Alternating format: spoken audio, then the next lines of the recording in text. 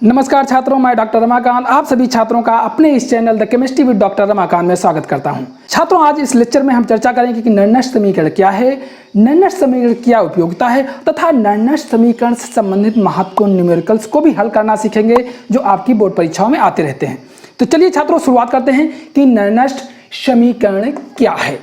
छात्रों, वैज्ञानिक निर्णष्ट ने विद्युत अपघट्यों की विभिन्न सांद्रताओं व तापों पर किसी इलेक्ट्रोड का इलेक्ट्रोड विभव या सेल का सेल विभव उनकी मानक अवस्थाओं के सापेक्ष ज्ञात करने के लिए एक समीकरण का प्रतिपादन किया जिसे निर्णष्ट समीकरण कहते हैं। अर्थात निर्णष्ट समीकरण विद्युत अपघट्य की विभिन्न सांद्रताओं व तापों पर किसी इलेक्ट्रोड या सेल विभव उसकी मानक अवस्था के इलेक्ट्रोड या सेल विभव के मध्य एक संबंध है। छात्रों, किसी भी इलेक्ट्रोड का इलेक्ट्रोड विभव उस विद्युत अपघट्य जिसमें वो डुबोया जाता है उसकी सांद्रता व ताप पर निर्भर करता है। इसी कारण सेल का सेल विभव भी उसकी विद्युत अपघट्य की सांद्रता व ताप पर निर्भर करता है। वही छात्रों हमने लिखा है, जरा देखिए यहाँ पर क्या लिखा है। किसी धातु के इलेक्ट्रोड विभव का मान उसके लवण के विलयन जिसमें वो डुबोया गया है कि सांद्रता तथा ताप पर निर्भर करता है। इसीलिए किसी सेल के सेल विभव का मान भी लवण की सांद्रता तथा ताप पर निर्भर करता है। सांद्रता तथा ताप के साथ इलेक्ट्रोड या सेल विभव में परिवर्तन निर्णष्ट समीकरण द्वारा व्यक्त किया जाता है। ठीक छात्रों, आप समझ गए निर्णष्ट समीकरण क्या है। निर्णष्ट समीकरण अर्थात मानव अवस्था का विभिन्न सांद्रताओं व तापों पर इलेक्ट्रोड का विभव ज्ञात करने का एक संबंध है। छात्रों, निर्णष्ट समीकरण को समझने के लिए हम एक सेल ले रहे हैं जो सेल है zinc 1 vertical line zinc ion, 2 vertical line copper ion, 1 vertical line copper, जिसकी सेल अभिक्रिया दी हुई है zinc plus copper ion given है to zinc ion plus copper. अर्थात जिंक का ऑक्सीकरण हो रहा है और कॉपर का अपचयन हो रहा है इस अभिक्रिया में। इस अभिक्रिया के लिए निर्णष्ट समीकरण, छात्रों वास्तव में बताया, ये मैंने निर्णष्ट समीकरण जो आपके लिए दी है ये क्यूमुलेटिव पूरे कंप्लीट करके दी है, जबकि वैसे निर्णष्ट समीकरण के लिए प्रत्येक एनोड के लिए निर्णष्ट समीकरण और कैथोड के लिए दोनों प्रकार के निर्णष्ट समीकरण, जैसे यहाँ कॉपर कैथोड की तरह कार्य कर रहा है, एनोड की तरह जिंक कार्य कर रहा है क्योंकि उस पर ऑक्सीकरण हो रहा है। तो इनके इलेक्ट्रोड विभव पृथक पृथक रूप से निर्णष्ट समीकरण होती है और उसको घटाने के पश्चात ये समीकरण हमें प्राप्त होती है। लेकिन हम क्यूमुलेटिव तुम्हारे लेवल को ध्यान में देखते हुए हमने क्यूमुलेटिव निर्णष्ट समीकरण दी है। आप इसे ही अपनी निर्णष्ट समीकरण के तौर पर समझिएगा। पृथक पृथक इलेक्ट्रोड के लिए निर्णष्ट समीकरण छात्रों हमने नहीं दी है, क्यूमुलेटिव तौर पर दिया है और इसी से संबंधित आपके सवाल भी आपकी बोर्ड परीक्षाओं में आते हैं। तो चलिए छात्रों, अब समझते हैं आगे। जैसे ये सेल अभिक्रिया दी हुई है, इस सेल अभिक्रिया के लिए निर्णष्ट समीकरण क्या होगी विभिन्न सांद्रताओं और तापों के लिए। जरा देखिए, ई सेल बराबर ई सेल नॉट, अर्थात ये है मानक अवस्था का सेल विभव किसी भी सेल का, माइनस RT बटे NF। R है गैस स्थिरांक, T है परमताप, N इलेक्ट्रॉनों की संख्या जो इसमें पार्टिसिपेट कर रही है। जैसे यहाँ 2 इलेक्ट्रॉन ये इससे को दे देगा तो N बराबर, ये 2 इलेक्ट्रॉन अपचयित, जैसे जिंक आयन 2 इलेक्ट्रॉन को दे देगा तो ये अपचयित हो जाएगा, अर्थात यहाँ पर इलेक्ट्रॉनों की संख्या N जो है 2 है। F है फैराडे स्थिरांक और यहाँ पर Ln दिया हुआ है, यानी लॉगरिथम में नॉर्मल लॉग है जिसमें जिंक आयन की सांद्रता गुणे कॉपर की सांद्रता बटे कॉपर आयन की सांद्रता गुणे जिंक की सांद्रता। छात्रों ध्यान रखिए, जब सॉलिड स्टेट में हमने लिख दिया क्योंकि ठोस अवस्था में धातुओं की सांद्रता 1 मोलर मानी जाती है, तो वहाँ 1 मोल जब आप कर देंगे तो कॉपर और जिंक के स्थान 1 आ जाएगा, तो ये समीकरण बन जाएगी। अर्थात ई सेल बराबर E cell not minus RT बटे NF लॉग नॉर्मल लॉगरिथम लेंगे हम, यानी Ln Zn जिंक आयन की सांद्रता बटे कॉपर आयन की सांद्रता। ये एक निर्णष्ट समीकरण था, जिंक आयन की सांद्रता बटे कॉपर आयन की सांद्रता से हम इस प्रकार की निर्णष्ट समीकरण का विभिन्न तापों और विभिन्न सांद्रताओं पर हम किसी भी सेल का सेल विभव ज्ञात कर सकते हैं। छात्रों, यदि हम यहाँ पर RT और F का मान डाल दें, वही हमने लिखा है उपरोक्त समीकरण में R का मान, T का मान व F का मान रखने पर और log के रूप में रूपांतरित करने पर, यह नॉर्मल लॉगरिथम है, इसे log 10 के रूप में जो हम रूपांतरित करने पर करेंगे तो निर्णष्ट समीकरण इस तरीके से हो जाएगा। छात्रों, ई सेल बराबर ई सेल नॉट माइनस 0.0591 बटे N log Zn ion concentration बटे जिंक आयन का कंसंट्रेशन बटे कॉपर आयन का कंसंट्रेशन। ये समीकरण आपका फाइनलाइज समीकरण है इसके बाद, जिससे आप अच्छे से आप इस समीकरण का प्रयोग करके आप न्यूमेरिकल्स छात्रों लगा सकते हैं। छात्रों इस समीकरण से स्पष्ट होता है कि किसी भी सेल का, यहाँ क्योंकि हमने टेम्परेचर 298 माना है तो हमने टेम्परेचर डाल ही दिया है ऑलरेडी। अगर टेम्परेचर को वेरिएशन करता तो टी भी यहाँ लगा सकते थे, ऐसी बात नहीं थी। हमने टेम्परेचर मान डाल ही दिया है तो आप तब भी आप सेल से स्पष्ट हो जा रहा है कि सेल विभव उसके विद्युत अपघट्यों की सांद्रताओं पर निर्भर करता है। वही हमने लिखा है छात्रों। अतः उपरोक्त समीकरण से यह स्पष्ट होता है कि सेल का मान यानी ई सेल का मान जिंक आयन और कापान आयनों की सांद्रताओं पर निर्भर करता है। जैसे आप समीकरण से देख रहे हो, ई सेल बराबर ई सेल नॉट माइनस 0.059 बटे n लॉग जिंक आयन बटे कॉपर आयन। तो जिंक और कॉपर आयनों की सांद्रताओं पर यह मान निर्भर कर रहा है। ताप पर भी निर्भर कर रहा है, लेकिन ताप का मान हमने 298 केल्विन डाल दिया है, इसलिए उसको हम इग्नोर कर रहे हैं यहाँ पर। फिलहाल अगर ताप भी विभिन्न होता तो ताप के आधार पर भी हम इसका मान निकाल सकते थे, ये मान तब चेंज हो जाता थोड़ा यहाँ पर। जहाँ ई सेल विभिन्न सांद्रताओं व तापों पर सेल विभव, यहाँ पर ताप डाल दिया है इसलिए छात्रों लिखे हैं विभिन्न सांद्रताओं पर सेल विभव, जबकि हम कह सकते हैं कि विभिन्न सांद्रताओं व तापों पर सेल विभव है। ई सेल नॉट क्या है, मानक अवस्था में, अर्थात जब सांद्रताएं 1 मोल हो और ताप 298 केल्विन हो तो मानक अवस्थाओं पर सेल विभव है ई सेल नॉट। एन क्या है, स्थानांतरित इलेक्ट्रॉनों की संख्या। जैसे यहाँ पर n बराबर 2 है, क्योंकि 2 इलेक्ट्रॉन जिंक आयन इसको दे देता है, ये अपचयित हो जाता है कॉपर में, तो इस कॉपर आयन अपचयित हो जाता है, इसलिए यहाँ n का मान 2 है। इस समीकरण में हम 2 यहाँ पर लिख सकते थे, यहाँ पर 2 लिख सकते थे n का मान। बड़े ब्रैकेट में जिंक आयन या कॉपर आयन दिया है, इसका मतलब छात्रों है अगर विभिन्न धातुएं होती तो हम लिख सकते थे कि विभिन्न धातु आयनों की मोलर सांद्रताएं हैं, लेकिन यहाँ पर ये कॉपर व जिंक आयनों की मोलर सांद्रताएं हैं। ठीक सर। इसी प्रकार छात्रों यदि हम एक सामान्य वैद्युत रासायनिक समीकरण यानी a small a capital a plus b small b capital b given है, इस पर हम n इलेक्ट्रॉन दिखा रहे हैं, अर्थात इलेक्ट्रॉनों का स्थानांतरण या ट्रांसफर जो भी हो रहा है, small C capital C plus small D capital D. यहाँ small A B C D stoichiometric coefficient हैं। ठीक छात्रों, और इस आधार पर नैनस्ट समीकरण क्या हो जाएगी, ई सेल बराबर E cell not minus R T बटे N F L N C बड़े ब्रैकेट अर्थात सी की सांद्रता घात सी, क्योंकि सी स्टोइकियोमेट्रिक कॉएफिशिएंट ये घात में चलाया जाएगा, इस पर बड़े डी बड़े ब्रैकेट के अंदर उसके घात में डी आ जाएगा, ये डी हो जाएगा, इसकी सी घात हो जाएगा, भाग डिवाइडेड बाई ए की घात ए हो जाएगा स्मॉल ए, इस गुणे बी की घात स्मॉल बी। तो इस तरीके से अगर हम यहाँ पर आर टी और एन एफ का मान डाल दें तो यही आ जाएगा, जैसे यहाँ पर हमने डाला था तब मान ये आ गया था, और इस तरीके से हम लॉग के रूप में इसे परिवर्तित कर सकते हैं छात्रों। और यहाँ पर जो ये बात दी हुई छात्रों, ये किसी नॉन इक्विलिब्रियम स्टेज वाली अभिक्रिया सेल अभिक्रिया या अभिक्रिया के लिए रिएक्शन कॉन्स्टेंट होता है, जो हमने यहाँ पर लिखा है छात्रों। जब ये इक्विलिब्रियम स्टेज में पहुँच जाता है तो यही रिएक्शन कांस्टेंट तब Kc कहलाता है, यानी इक्विलिब्रियम कांस्टेंट कहलाता है छात्रों। तो चलिए अब छात्रों हम बात कर लेते हैं कि उपयोगिता क्या है छात्रों, ये भी बता देते हैं छात्रों। इसकी उपयोगिता है विभिन्न सांद्रताओं व तापों पर किसी भी इलेक्ट्रोड या सेल का सेल विभव उसकी मानक अवस्था के सापेक्ष ज्ञात करना। अब बात करते हैं नैनस्ट समीकरण से संबंधित न्यूमेरिकल्स की, जो आपकी बोर्ड परीक्षाओं में अक्सर आते हैं। तो चलिए छात्रों हम इसे मिटाते हैं, अब बात करते हैं न्यूमेरिकल्स की। छात्रों अब चर्चा करते हैं नैनस्ट समीकरण से संबंधित महत्वपूर्ण न्यूमेरिकल्स की, जो आपकी बोर्ड परीक्षाओं में अक्सर इस तरीके से पूछे जाते हैं।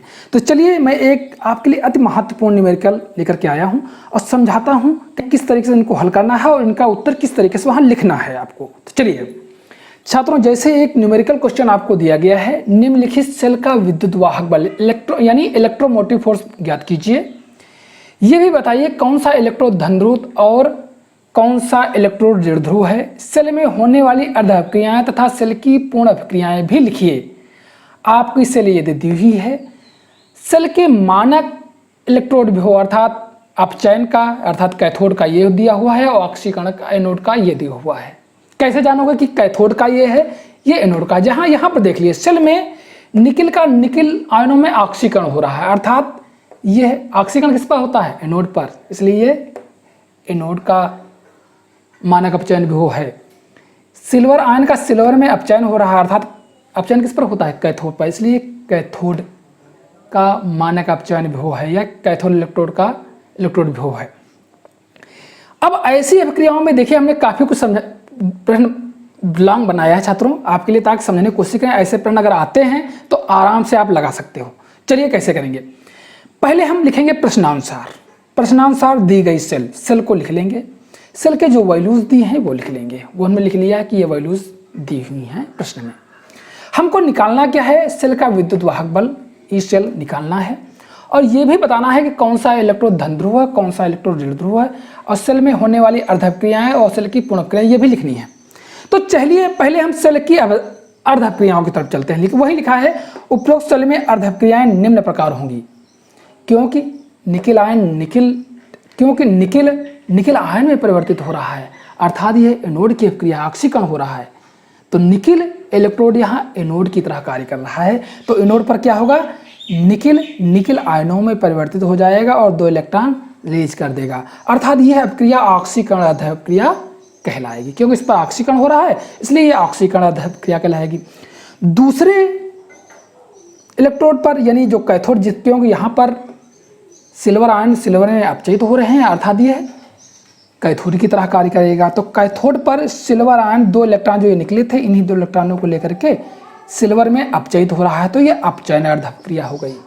तो इस प्रकार छात्रों ये ऑक्सीकरण अपक्रिया हो गई, ये अपचयन अपक्रिया हो गई। अगर हम दोनों अपक्रियाओं को जोड़ दें तो एक संपूर्ण सेल अपक्रिया हमें प्राप्त हो जाएगी। जो सेल अपक्रिया है nickel plus silver ion 2 Ag ion given by nickel ion plus 2 silver solid state में आ गया है। ये एक संपूर्ण सेल अपक्रिया। इसमें स्पष्ट हो गया कि एनोड निकिल इलेक्ट्रोड काम कर रहा है, कैथोड सिल्वर इलेक्ट्रोड की तरह कार्य कर रहा है। और डेनियल सेल या गैल्वेनिक सेल में हमने पढ़ा है छात्रों, एनोड ऋण ध्रुव होता है, क्योंकि इलेक्ट्रॉन उस पर अधिक होते हैं, क्योंकि इलेक्ट्रॉन का घनत्व उस पर अधिक होता है, इसलिए वो ऋण आवेशित टर्मिनल की तरह कार्य करता है, इसलिए वो ऋण ध्रुव होता है। और कैथोड पर इलेक्ट्रॉनों की कमी होती है, इसलिए इलेक्ट्रॉन को चाहने वाला होता है, इसलिए वो धन ध्रुव की तरह कार्य करता है।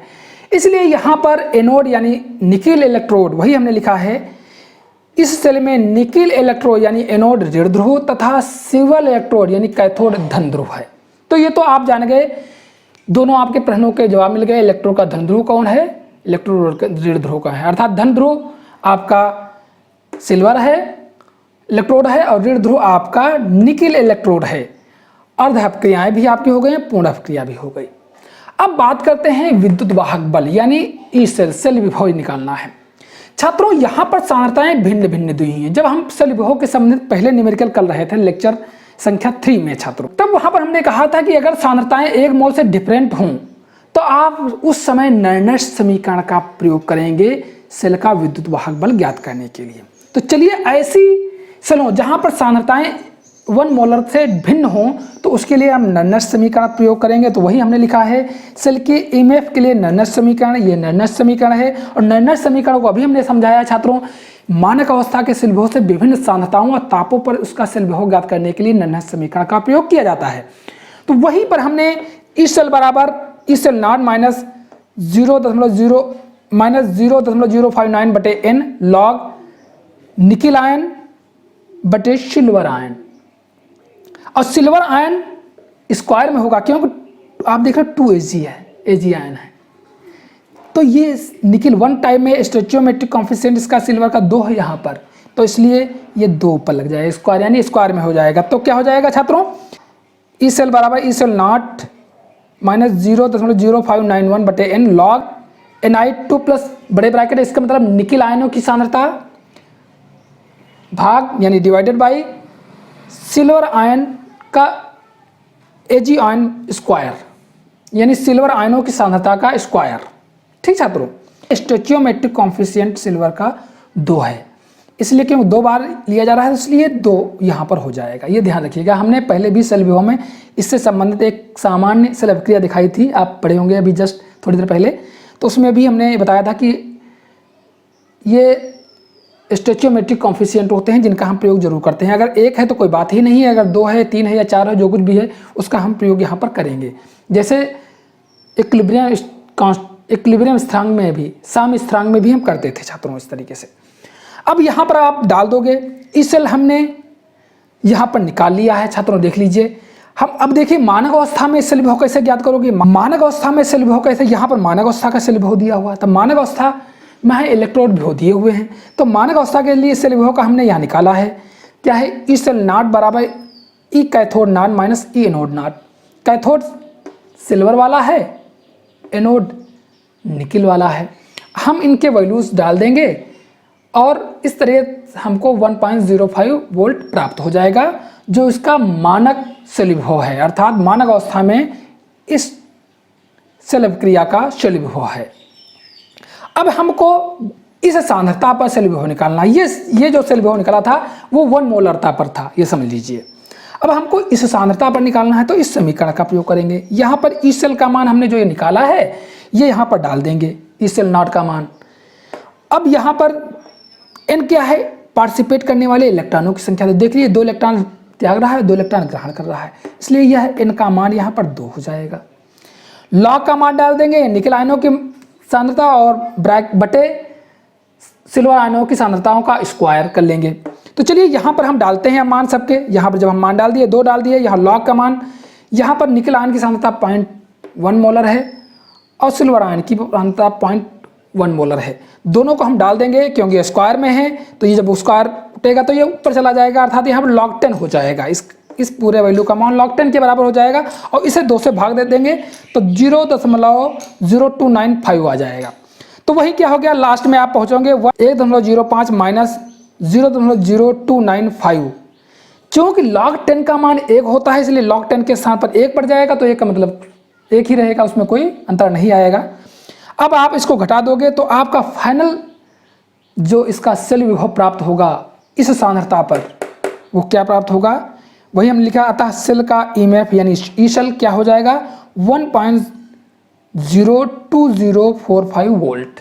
अर्थात छात्रों ऐसे सवालों को आप इस तरीके लगा सकते हो। एक चीज़ ध्यान दीजिए, अब छात्रों को आप कन्फ्यूजन हो रहा है सर लागों के मान, लागों की जो भी मान आपको देंगे इसी तरीके दिया जाएगा, बहुत कठिन नहीं दिया जाएगा। अगर थोड़ा कठिन भी दिया जाएगा तो लाग का मान आपको वहाँ पर प्रश्न में दिया जाएगा। इसलिए ऐसे प्रश्नों को हल करने के लिए ज़्यादा परेशान होने की जरूरत नहीं है, थोड़ा दिमाग लगाइए, इस समीकरण को, इस तरीके समीकरण को याद कर लीजिए और आराम से आप लगा सकते हो, कोई समस्या नहीं आएगी। लॉग के मान की बात आती है तो लॉग के मान वहाँ दिए जाते हैं, अगर समीकरण थोड़ा कठिन आता है या प्रश्न कोई कठिन आता है छात्रों। ठीक, तो चलिए छात्रों, आपको कैसा लगा हमारा वीडियो। अगर आप हमसे संतुष्ट हैं तो हमारे इस चैनल को सब्सक्राइब कर लीजिए और हमें फेसबुक पेज पर भी फॉलो कर लीजिए। अब मिलेंगे आपको नेक्स्ट वीडियो में, तब तक के लिए धन्यवाद, नमस्कार।